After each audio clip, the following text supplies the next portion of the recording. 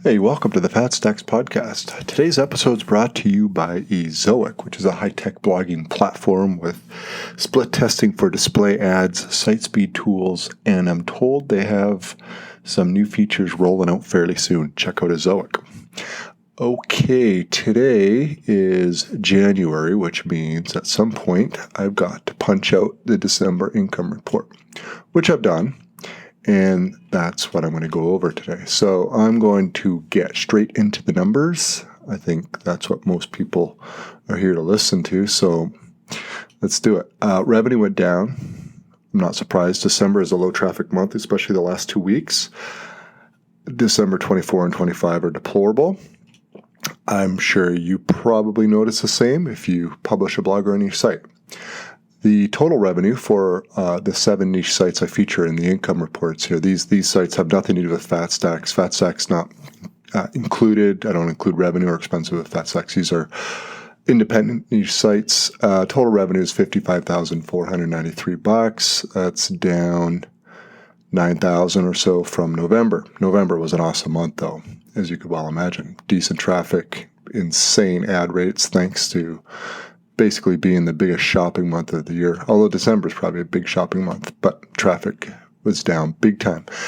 Niche site 4 is growing really nicely. I think that's going to be the champ growth site of the year. I'm gunning hard on it. It's pulling in a lot of natural inbound links. Traffic's rising like crazy. I have a lot of great content ideas. It's in a niche with huge growth. It's fairly broad niche. I like broad niches. I like it because it gives me a lot of flexibility and latitude to move into different topics, and this site definitely gives me that opportunity. So I'm really gunning hard this year for that site. I think has huge potential. And other than that, it's pretty much business as usual. In terms of expenses, pretty much the same. I want to keep in mind these revenue numbers for the last month and this month are really high. If you've been following along with the income reports over the last year or two, the reason for that is I'm using Ezoic. So Ezoic has definitely improved revenue for my new sites. I'm very happy about that. But I'm also on the Ezoic premium ad program. So there's an expense tied to that because they charge fees to be in that program. Now, generally, so far for me, the premium ad revenue, which they break out in the dashboard, is more than what the fees were. But so the additional expense I did have was $11,193, and that's for the Ezoic premium ads. So really, my revenue from display ads is really 11 grand off that 55,500. Okay, so it's really mid 40s. Just so you know, but it is an expense. So I put it there.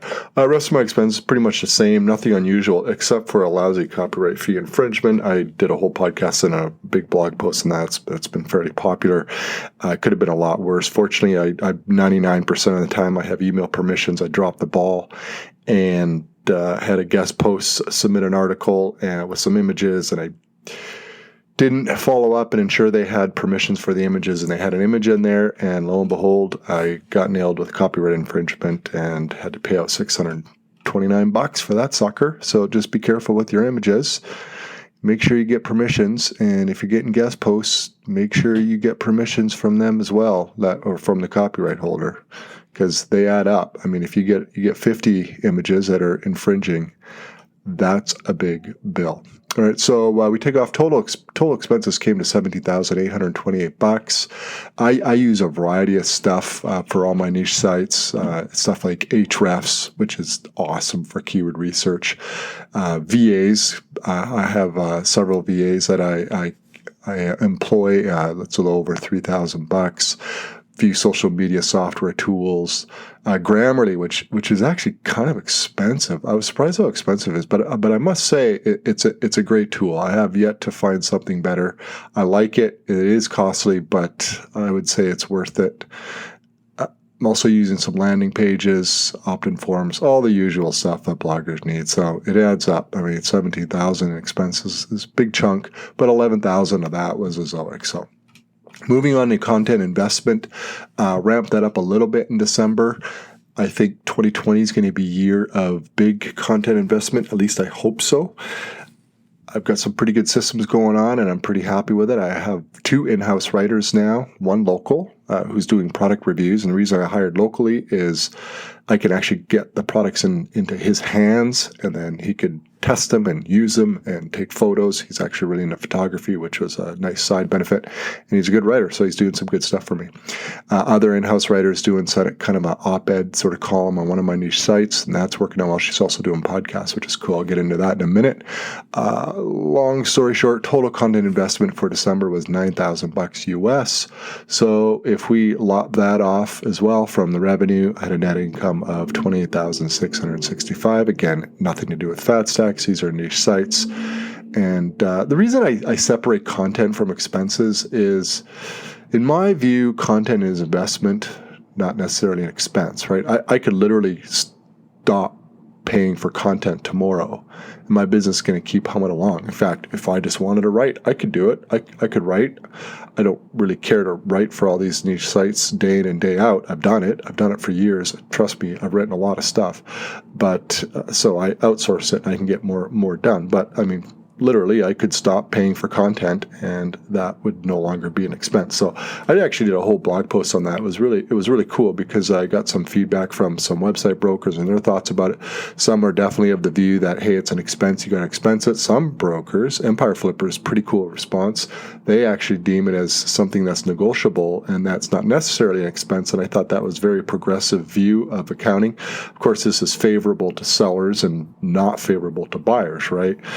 Because the less your expenses are, the higher your net income, and then the higher the site value. So, of course, this is a negotiable aspect of buying and selling a site. So, but that's my view. I'm not an accountant either, so I didn't get an accountant's input. So let's talk about developments. Those are the numbers. I'll repeat it. Net income after everything out of pocket here, $28,665 US just for the 7 niche sites. So not a terrible month. Actually, I was pretty happy about that because December can get pretty brutal in the last 2 weeks traffic-wise. So let's talk about some developments. First one, niche site 1, which is my biggest niche site, by far the biggest revenue generating site I own. I launched a podcast, and the reason I did so was the Fat Stacks podcast has been doing well. I don't actually really know what is a good podcast, but it's growing. And I get every week there's more listens than there was previous week, and it's growing fairly quick. And I don't do a whole lot of promotion with it. So so it works, which was amazing. But I had a pretty good idea that it would somewhat work in the business realm with Fat Stacks because so many other people have great success with them. But I was curious as to if it would work in a particular niche. Now, I don't think a podcast is going to work at every niche, but I do think there are a lot of niches where it could work if you could do a good podcast. So I have a great in-house writer. She writes sort of opinion, snarky, funny articles. She does quite a few every month. And she also turns out she likes to podcast. And she's actually pretty funny, and she's a good speaker. And so we hammered out a deal, and she's basically turning the articles into podcasts. So that's pretty easy, right? It's essentially what I do on Fat Stacks. I kind of do the reverse on Fat Stacks. I know a lot of people will do a podcast and then transcribe it, and that forms like the blog content and sort of podcast driven. I tend to do the reverse. I'll write an article and then I'll turn that into podcasts. I may, change my approach at some point as well, but that's the MO for now. So anyways, I've done a podcast for Niche Site 1. Now, it hasn't grown. It's only been around for a few weeks now, and we're getting episodes up fairly quickly. They're short episodes. I'm not doing hour-long things. They're about 12 to 18 minutes. Most are no longer than 15 minutes, so they're short. And, because, how much can you say? She writes an article that's 1,800 words, and it's an opinion piece on something pertaining to the niche. And how much could she go on about that? It has its limits. 15 minutes does the job. So we'll see how it's going. It is growing. It's certainly not huge. It's going to take a long time, I think, and whether it even have any of the success that maybe the Fat Stacks podcast, which is still fairly new, will have. Who knows? I don't know. I just thought it'd be worth trying because if it is a success, I think that could be a really great opportunity for other niche sites I own because I do know I have 2 other niche sites where I think a podcast could actually work. The trouble with a podcast is, especially because I'm outsourcing it, it's costing me, every episode's costing me. In terms of monetizing a podcast, aside from brand exposure, which is terrific. I'm not minimizing brand exposure. I think the more that people are exposed to any niche site brand, that's awesome.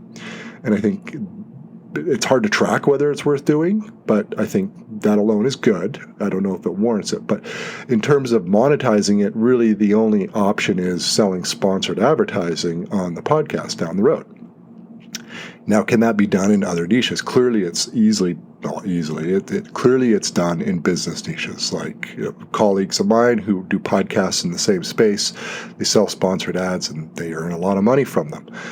So the question is whether in a particular niche, are there advertisers who are going to pay similar rates to do a pre-roll ad? I don't know. I didn't ask. I thought I'd just fire it up. If I get enough listeners, I suspect I'll be able to sell advertising. It really boils down to price, right? I mean, at some point, somebody's going to say, yeah, I'll do it. It may be really low. I don't know. We'll see how it goes. I'll keep you posted on that. Fortunately, I'm pretty much out of the entire process, which is ideal, really, because I have VAs upload it and formatted in Buzzsprout, which I use for podcasting, which I really like because I wanted like the simplest user interface humanly possible, and it is simple. And the writer does the podcast, so I'm out of it. I don't get involved except for pay for it. So I like that. Anything that I can grow my brand and grow a site and potentially make money from without really being involved is for me a good task or process to add. Next up, and I alluded to this already, I hired another in-house writer from Craigslist, and I did that locally because 2020 is a year I am going to try to diversify. It's hard to do. It really is, right? I mean, I'm putting in a lot of money every month into content because that's not all going on one site. It goes into multiple sites, and it gets costly to publish regularly on multiple sites, not to mention having VAs working on all those sites and the rest of it. So it gets exponentially more expensive. One of my niche sites is really a product-oriented niche, and I don't really typically do a whole lot of these. I certainly don't like writing the content for it, so I needed to hire someone who could do it. And when I do reviews and best of type articles and it's product centric, I like to buy the products and I like to test them and use them. Now, that doesn't mean I necessarily have to use them. I have to buy them. I don't necessarily have to use them or test them. I can hire someone who has an interest in it and they can do the whole write-up. And so that's what I did. I put an ad out. Craigslist is a great place to hire people, especially in Canada. And if you don't need a local person, I don't know if you're in the United States, if you can advertise on Craigslist in Canada, but our currency is like worth 3/4 of what the US dollar is, right? So I'm used to paying US rates for basically everything, which costs me quite a bit more.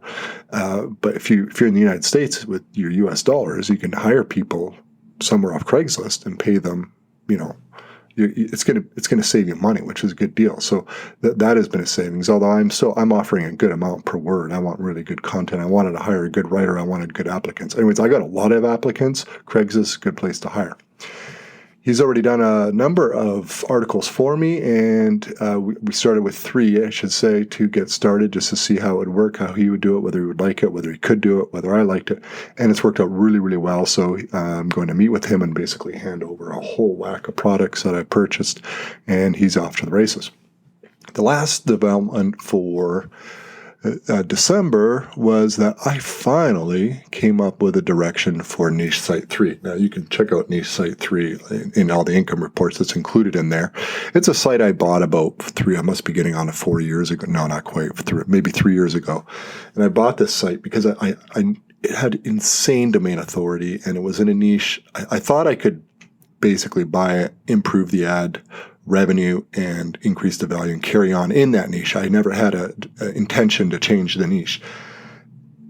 But it turned out the niche was horrendous. I mean, the seller was making peanuts. I paid a huge premium based on net income just because the site was really high quality.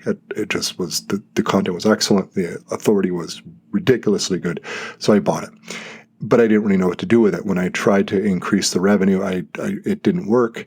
And so there it sat. It sat there maybe a couple of years. And then I decided because I had so much authority, I started testing different stuff on it, like all different topics that had no niche whatsoever. it had really no direction. It was basically a guinea pig site. Despite just me throwing up everything in the kitchen sink on that thing, I mean, the content was typically good, but I was testing a lot of different types of articles and different topics, like random stuff. The traffic has grown actually pretty well, and it's a half decent earning site. I paid $10,000 for it. I could probably sell it for somewhere in the neighborhood of 80 to 100 based on current net income. So already it's paid off, but I think it has huge potential. The trouble I've always had with it is what direction do I go in it? All my other niche sites I've chosen because I was reasonably interested in it, and sometimes I dropped them because it was a bad idea, but generally, but then I ended up with this, and now I've got to decide. So I made a decision what I'm going to do with it. I'm quite excited about it. The downside is the content is fairly expensive to produce because I need to hire people with a certain level of expertise to do it well. But I have found some, and I'm just going to have to take it slow and steady. I have limited resources for this thing, but I think it has good potential. It is a niche I actually like. I'm going to contribute to it myself just because it's something I enjoy. And that's usually something I look for in a niche. I know a lot of people email me, oh, well, what niche should I go in? I'm thinking about this, I'm thinking about that. Usually my first question to them is, well, what do you enjoy? What do you do in your spare time? Do you have a hobby? Sometimes your career can be related to a really good niche as well, or your education or your expertise. But at the end of the day, if you enjoy the niche to some extent, it helps a lot.